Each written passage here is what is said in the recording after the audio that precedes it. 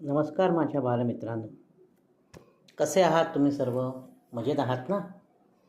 गुरुपौर्णिमेच्या निमित्ताने आधुनिक काळातील गुरु आणि शिष्य यांच्या कथा आपण पाहत आहोत. त्यातील एक क्रीडा क्षेत्रातील कथा आज आपण पाहूया.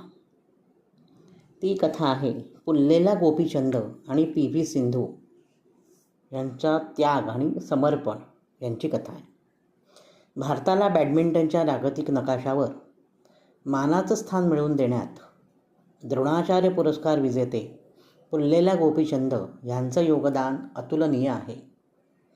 PV सिंधू हिला ऑलिम्पिक पदकापर्यंत पोहोचवण्यासाठी त्यांनी स्वतःला आणि सिंधूला एका कठीण अग्निपरीक्षेतून तावून सुलाखून काढले, याची कथा आपण पाहणार आहोत. किती वर्षांपूर्वी घडलेली घटना ही फक्त 10-12 वर्षापूर्वी घडलेली घटना आहे.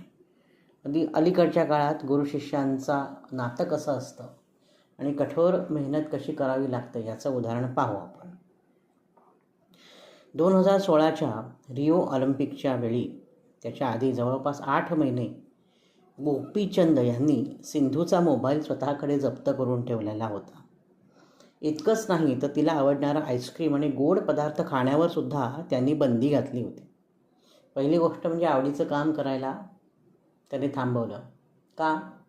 कारण त्याच्यातच मुलं गुंग झालेली असतात. मग आपल्या कलेकडे लक्ष कधी देणार? अभ्यासाकडे लक्ष कधी देणार? बॅडमिंटन हा सुद्धा अभ्यासच आहे ना. अभ्यास म्हणजे काही पुस्तक उघडून बसणं म्हणजे अभ्यास नव्हे. बॅडमिंटन खेळ हाही अभ्यास आहे. त्याच्यात एकाग्रचित्त होणं आवश्यक आहे. आणि मोबाईल रील्स हे सर्वात घातक गोष्टी की ज्या आपल्याला आपल्या ध्येयापासून सदोदित विचलित करत असतात. म्हणजे मुलांना तुम्ही तर पूर्वी पुराणातल्या गोष्टी ऐकल्या असतील. पुराणांमध्ये, कथांमध्ये एकाग्रचित्ताने ध्यान करत बसलेल्या ऋषी मुनींजवळ त्या सारख्या अप्सरा येत असत, त्यांचं तपोसाधना भंग करण्यासाठी. सारख्या त्या वेगवेगळ्या ललना अशा त्यांच्याजवळ अप्सरा येत असत. इंद्र पाठवीत असे, जा आणि त्यांची तपश्चर्या भंग करून ये, लक्ष विचलित करून ये. तसंच मोबाईल आणि ह्या ज्या सगळ्या रील्स वगैरे या सगळ्या अप्सरा आहेत आताच्या युगामधल्या, त्या अप्सरासारख्या आपल्या आजूबाजूला असतात पर्या. आपलं लक्ष त्यांच्याकडे जातं आणि मूळ ध्येयापासून आपण विचलित होतो. ते होऊ नये म्हणून 8 महिने गोपीचंद यांनी सिंधूचा मोबाईल जप्त केला आणि तिला आवडणारे पदार्थ खाण्यास बंदी केली. असेल काही त्यामागे कारण. आणि शिष्याकडून एवढी मेहनत करून घेतली. स्वतः 4 वाजता उठून ते 4 वाजता उठायचं आहे. 4 वाजता उठून ते त्या ठिकाणी हजर असायचे. त्याचे पुल्लेला गोपीचंद 4 वाजता उठून हजर व्हायचं म्हणजे आधी 3:30ला आधी आपल्याला उठून आपलं सगळं सकाळचं प्रातर्विधी आटपून तिथे 4 वाजता उभं राहायचं जाऊन. सिंधूलाही बोलवायचे प्रॅक्टिससाठी. सिंधू जसा जसा बॅडमिंटनचा शॉट मारायची तसं प्रत्येक शॉटवर त्यांचं लक्ष असायचं. तिच्या फिटनेसवर त्यांचं लक्ष असायचं.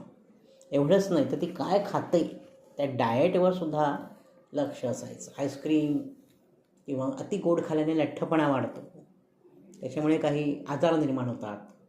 म्हणून त्यांनी सांगितलं होतं 8 महिने गोडबीड सगळं बंद, आईस्क्रीम बंद, फिट अँड फाईन राहायला पाहिजे. बॅडमिंटन खेळताना शरीराची हालचाल उत्तम पद्धतीने होणं आवश्यक आहे की नाही? आहे ना? त्याच्यासाठी हे सगळं पाळायचं आहे. आणि खडतर प्रवास केला त्या सिंधूने. एवढा कठीण प्रवास बॅडमिंटनमध्ये केला, एवढी प्रॅक्टिस केली, एवढं कठीण प्रशिक्षण घेतलं, परिश्रम केले आणि मग रिओ ऑलिम्पिकमध्ये भारताचं नाव उज्ज्वल केलेलं आहे. रौप्य पदक जिंकून इतिहास घडवलेला आहे. किती छान गोष्ट आहे. काय शिकायचं याच्यातून? जेव्हा गुरु आणि शिष्य दोघे एकाच ध्येयासाठी आपलं सर्वस्व पणाला लावतात तेव्हा ऑलिम्पिकसारखं शिखरही सर करता येतं. खूप सुंदर आहे की नाही ही गोष्ट? सर्वांनी ही गोष्ट नीट ऐका, वाचा, पुन्हा पुन्हा ऐका. आपल्या मित्रांना, मैत्रिणींना पाठवा, त्यांना सांगा परिश्रमाचं महत्त्व किती आहे. आणि नवनवीन व्हिडिओ पाहण्यासाठी, ऐकण्यासाठी वैभव दातार ऑफिशियल हा माझा यूट्यूब चॅनल जरूर आणि जरूर सबस्क्राईब करा. धन्यवाद.